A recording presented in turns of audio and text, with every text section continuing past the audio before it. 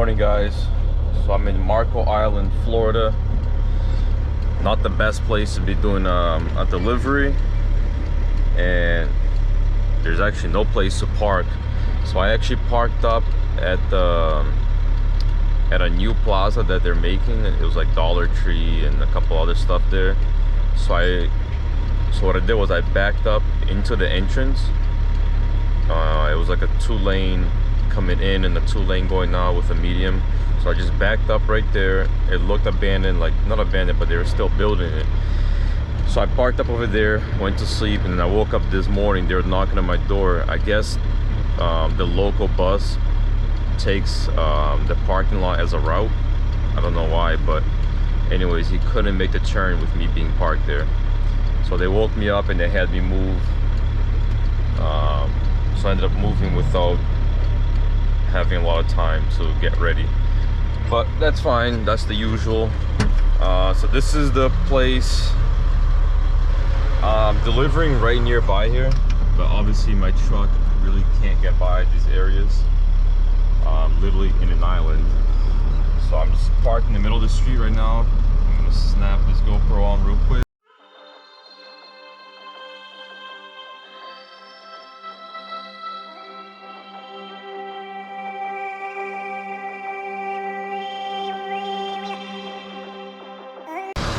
So this is the intersection we're at.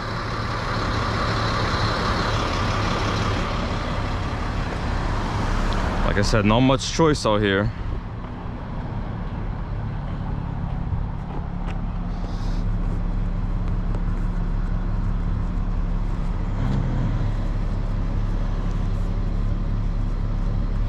And then after this, I'm actually bringing the truck and the trailer to a shop down in Venice, Florida, which is right up on 75.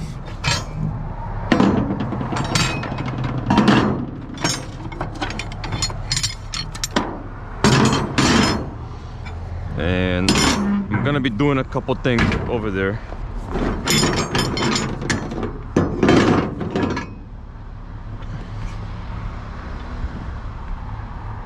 That's the same place that did my suspension.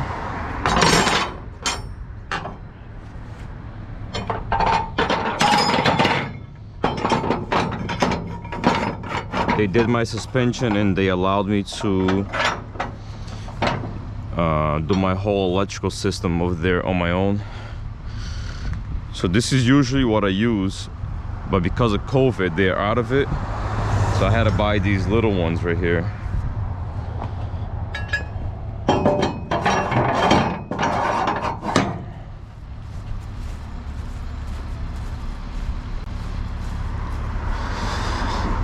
And we need to redo this because at the moment, let me show you guys. Because at the moment, even with this is able to slide.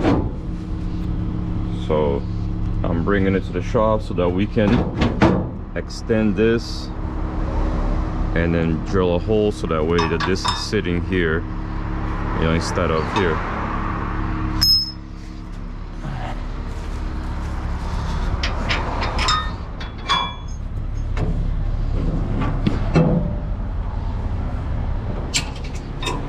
Wow, the weather's really nice right now.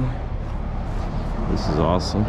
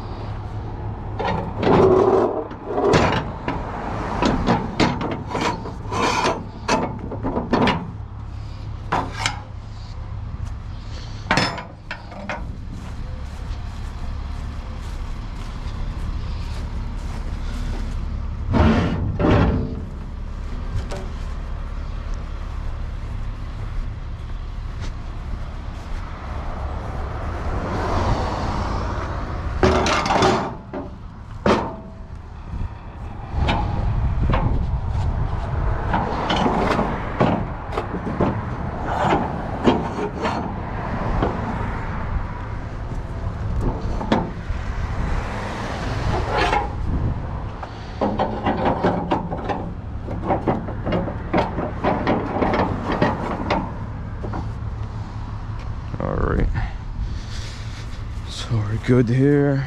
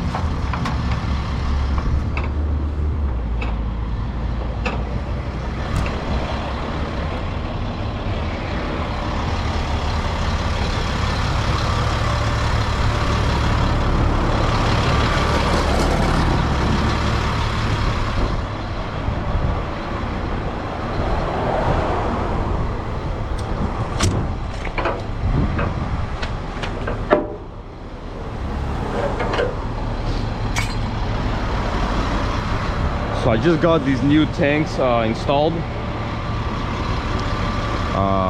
because my old tanks were rusty. Let me show you guys.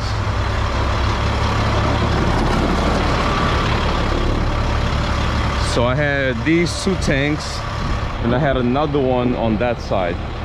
So what I did was I removed the other tank on that side. All right. So I removed this tank, I installed it, but it was taking too long. I had to leave, I had to go make money. So I took this tank with me. So now we're gonna go install this and a couple other things in Venice. And my truck has been acting funny. I think I got rust into my fuel pump, fuel lines, whatever. So I changed the whole fuel line. I also installed this right here. But yeah, so I ended up driving 50 miles an hour from Boston all the way to Florida, Miami, and now here, because the truck was losing power from the lack of fuel and whatnot. So it was very, very annoying. And funny fact, about half an hour before I got to Miami, the truck actually started acting normal again. But it's like 95% normal. So this customer, I think he's the owner of a dealer, and he's moving down here. He brought this truck down here, so he had a bunch of stuff in here. Usually they ask permission to do that, which they did this time. I was cool with it, I don't care.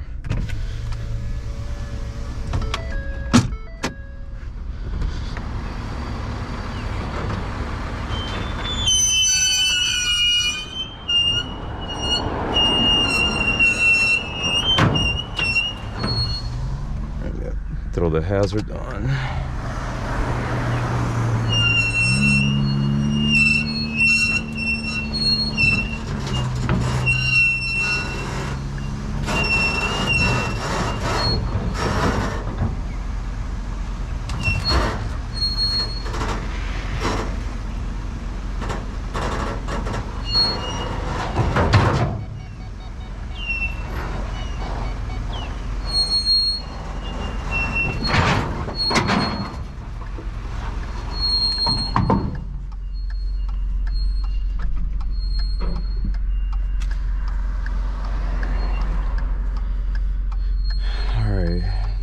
Find this customer's address.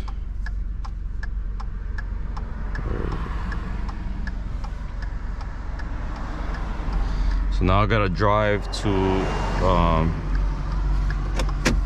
this customer's house. and then I'll walk back.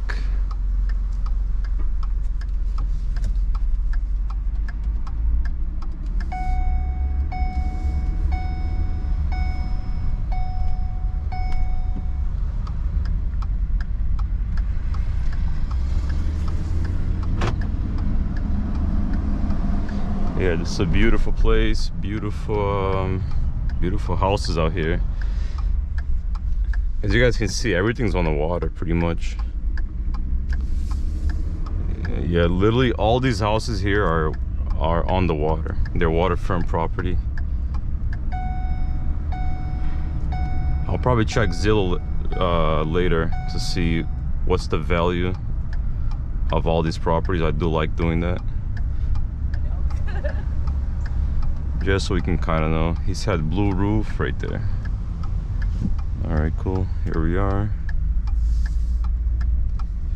He said to back it in because he has no plates on the truck. And he doesn't want, there's probably a city ordinance that you can't have an unregistered vehicle in your driveway.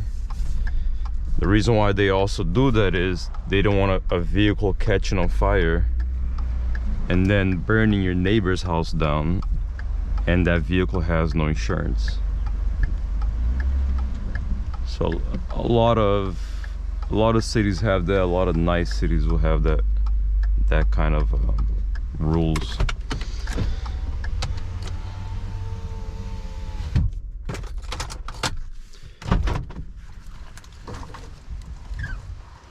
All right.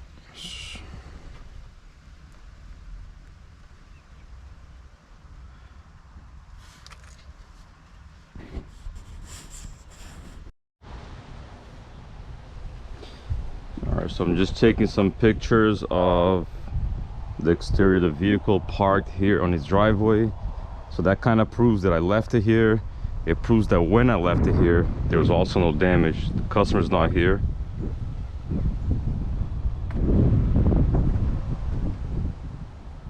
So you don't want to get too close. You kind of want to get the background showing that this is his driveway. And I've had that happen, guys. Just FYI. I've delivered cars and they say, hey, you know, that ding wasn't there. Well, when I picked it up, you know, the ding was there, and here's the proof. Here's the proof of the ding. And then they would say, well, where did you take that picture? And I would tell them, look in the background. You can see that I was still at the dealership. If you look at the background, it looks like the dealership right there. So you always want to be careful. Take all the pictures that you can beforehand. When a car has no damage, then there's nothing for you to document.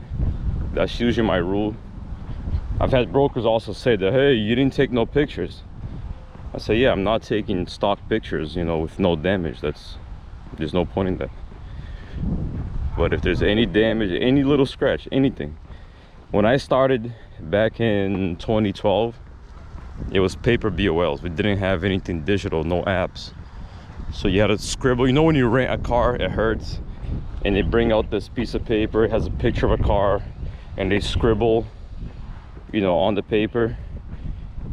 What the hell are you scribbling? Nobody knows what that means. Where's the scratch? It doesn't say how many scratches. It's horrible. It sucks. But with the new digital BOLs, you know, you're taking pictures. It's all there, everything. You can go as far, because I've done rentals in the past, and I've gone as far as even taking pictures of the tires, the condition of the tires, to see if the person is going to, you know, rent your car and do like burnouts, for example. That's not part of your rental agreement. So that's more than wear and tear. You know, you come back 3 days later and the tire's half gone. Obviously something's up. So, you know, you can take a picture of anything that you want, that you feel comfortable, that you need to, and that's it. So there's my truck again.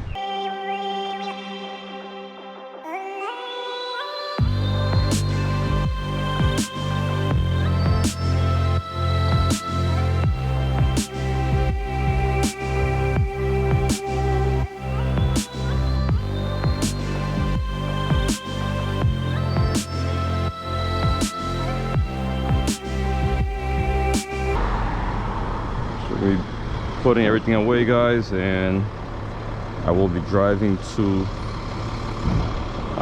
Venice. And like I said, I'm going to be doing a couple things.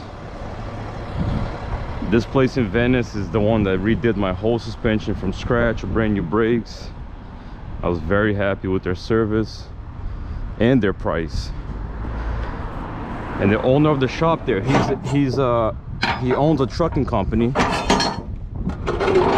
and his words were that he didn't want to overcharge truckers because he understands, you know, our life, because he lives the life. So I know he has multiple trucks. I don't know exactly how many, but he's a car hauler.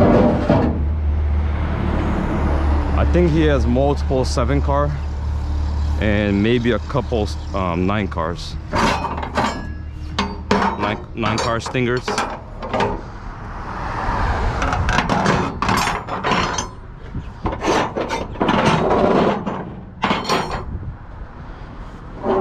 So these ramps are a little bit lighter duty than my other set of ramps.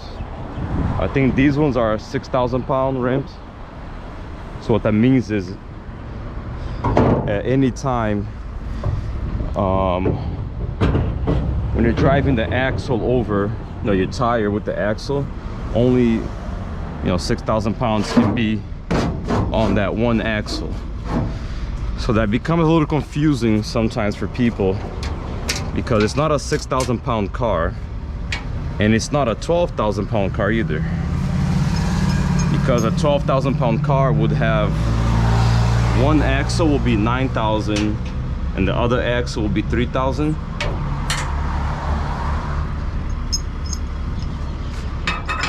So it's more or less with these ramps, it's about a 9,000 pound car. Well, not car, because there's no car that weighs 9,000 pounds, but 9,000 pound vehicle. And then these ones are 10,000 pounds. And I lost one of the ramps, long story. But this one I can put about a 16,000 pound vehicle with these ramps.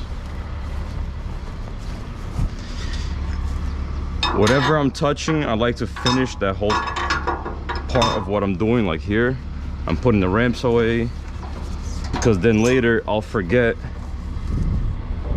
and then next thing you know, you're losing your ramps on the highway.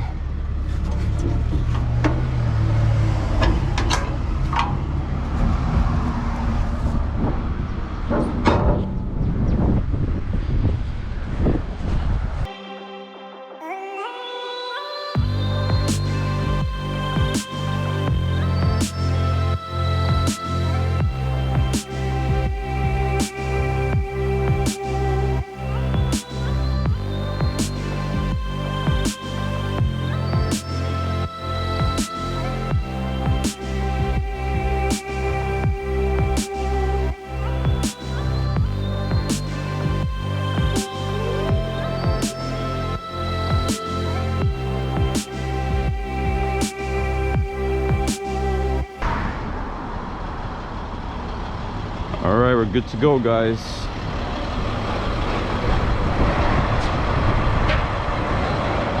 all right.